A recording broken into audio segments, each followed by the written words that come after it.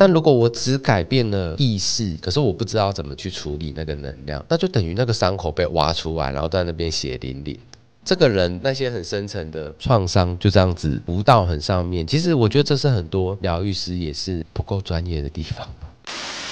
当初为什么会接触这个？对啊，为什么会？我觉得这件事情超奇妙。对，我原本在服装圈工作很久，就从出社会到后来，我都一直在服装圈工作。然后怎么会变成疗愈师？因为珍珠法宝的珍珠。怎么了？他干嘛了？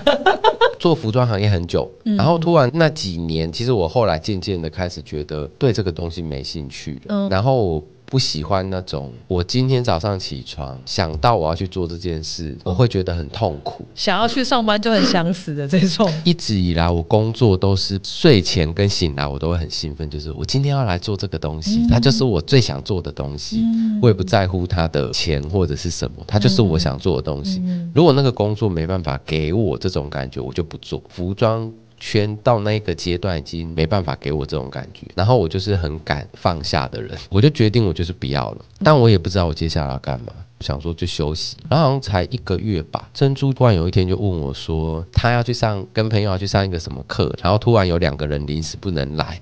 然后你要不要来上课？他就是讲的很大概，就是什么跟宇宙有关系，还是什么跟能量有关系，就这样。你也不知道干嘛就去。对，我完全不知道，我就想说没关系啊，就是去玩这样子。结果没想到去了之后就开始理解到身心灵圈的东西，就是那就是一个入口。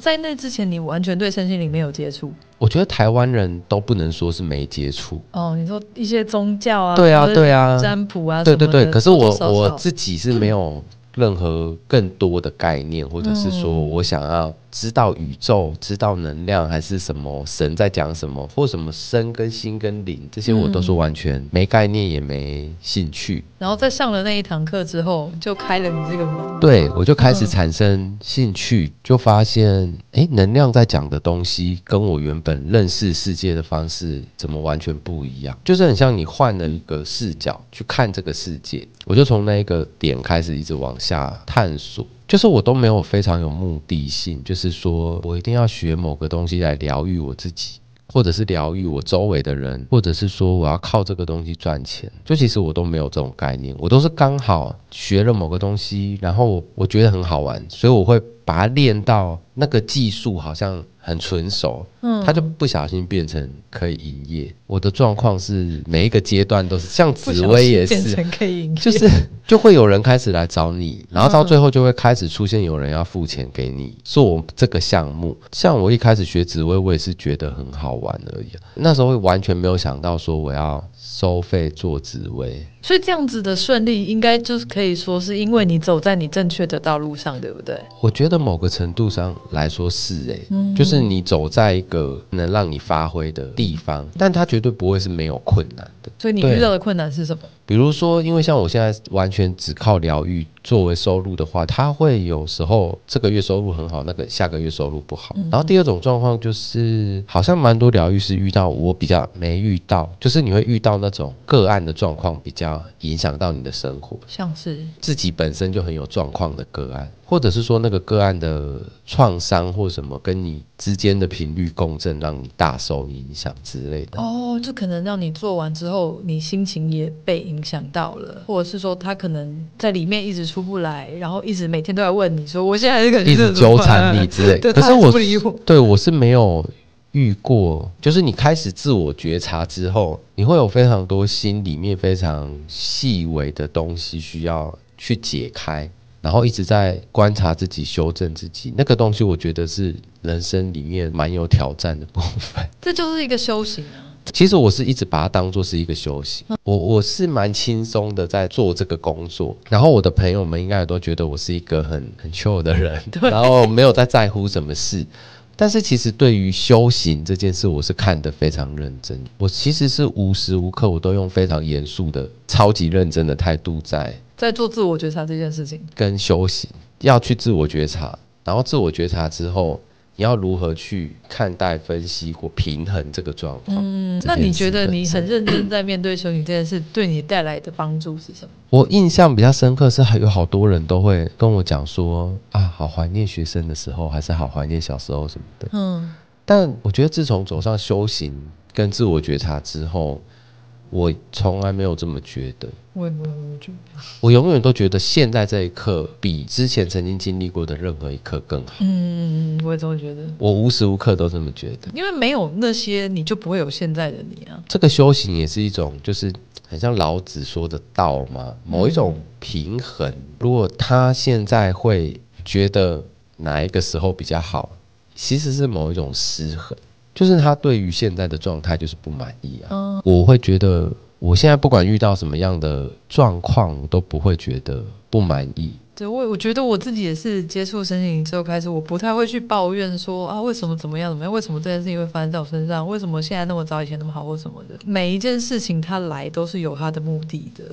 都是要教我一些什么，或让我去面对克服。而且我觉得就是你永远都是有得选择的，对，你可以选择去面对或者不面对。我会觉得说自己没得选择的那个人是他选择了不选择，对，他选择了，我没得选择，不是真的没有选择。对，就你要抱怨这个工作，那你就不要做。对啊，那你要做你就不要抱怨，就那么简单。就是享受每个当下吧，没有什么好或没有什么不好。你这样好馋。还是因为我近年都很认真在研习佛法，我觉得其实这些东西都是很相通的啊。所谓的疗愈法或佛法里面有很多东西，其实就是都只是要服务于让你更自我觉察，然后让你更平衡，就这样子。什么状况的时候我可以来找你？选择任何的疗愈或疗愈师的时候，就是你都要先去感觉一下那个疗愈师的频率。某一个程度来讲，你选择什么样的疗愈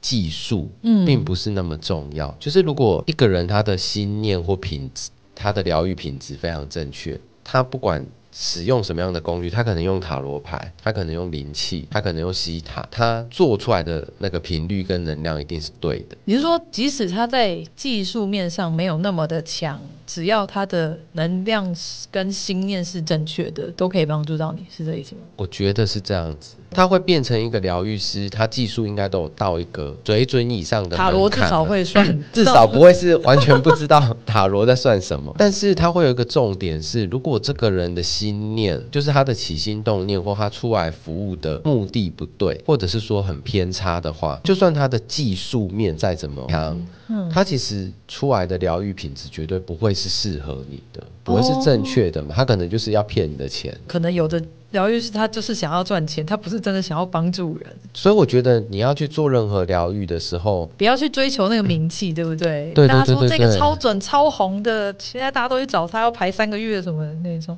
对，其实疗愈说穿了到最后的话，就是即使这个人没有用任何工具，可是有时候你在另外一个人旁边就会被他疗愈。对对对，你跟一个人相处，你的能量就是会变好，你的观点会被调整到一个比较正面的状态。对对对，就是有时候你可能只是跟某个朋友在一起，随便聊个2句，你忽然心情就好了。但这个东西它就不是技术，是那个人他有在修他的心，所以他散发出来的频率，因为所有的疗愈师都是用能量在工作，所以他修正他自己可以散发出来的能量才是最根本的。如果你接近一个疗愈师觉得不太舒服，或者是不太对，即使他好像传说中算得很准，或者是让他做的个案都会大哭之类的，可是不但那个东西大哭。我记得像我当初一开始认识你的时候，那时候是去找你做那个天使疗愈，我原本也完全不知道这个天使疗愈是在干嘛，我忘记是看照片吗，还是说我们有在别的活动有遇到过，然后就觉得你给我的感觉就很 peace，就很舒服，看到你就觉得很疗愈。所以那时候就想要找你做这样，然后整个过程就真的很舒服。没有，那你应该要告诉大家，你在那种能量疗愈的时候，你感觉到什么？比如说，如果一个完全没做过的人，他要来问我，我会体验到什么？我觉得这个东西真的很难用讲的。对，我会尽量讲。但我还是会觉得，如果你完全没喝过可乐，就是我不管怎么形容说，它甜甜的，它有泡泡，对，有泡泡刺刺的，可是你就是无法想象。所以我现在要讲一下我当初做那个，因为你应该也不只做过这个能量疗愈吧？做过蛮多的。那你有什么感觉吗？身体上的感觉，或者是当下可能有这种身体的感觉，也可能没有。但是我们去做那个疗愈，不就是希望之后会有一些转变？你有感觉到你之后有一些什么转变吗？我觉得对我来说比较明显的就是过程跟之后是西塔，就是西塔的过程当中，他会帮我挖到很深的情绪，可能以前都忘记的，然后真的是会释放大哭的。我会在过程当中也会看到一些东西，可能那是我当时比较需要的。然后在这个释放之后，我觉得蛮明显，看事情的方式，比如说可能以前很纠结的东西，忽然就不纠结了。或者是可能原本一直就是觉得说心里一直卡了一块，然后就开了。其实像西塔，你去看他进行这个个案的方式，你有发现你当下会很有感觉，那个是能量，就是他去运作了某些能量，所以你的身体会非常有 feel，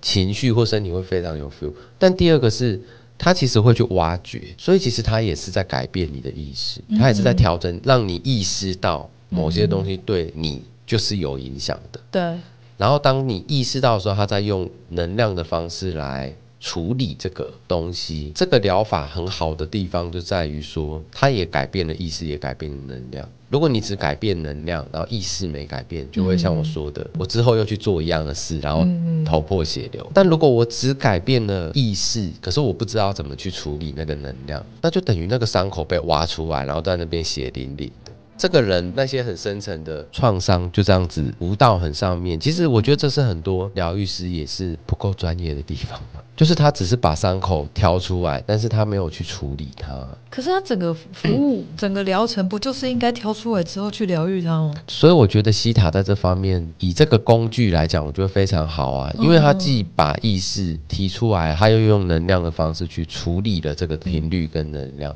有哪些是只挑起来然后不处理的？这我们就不方便多说。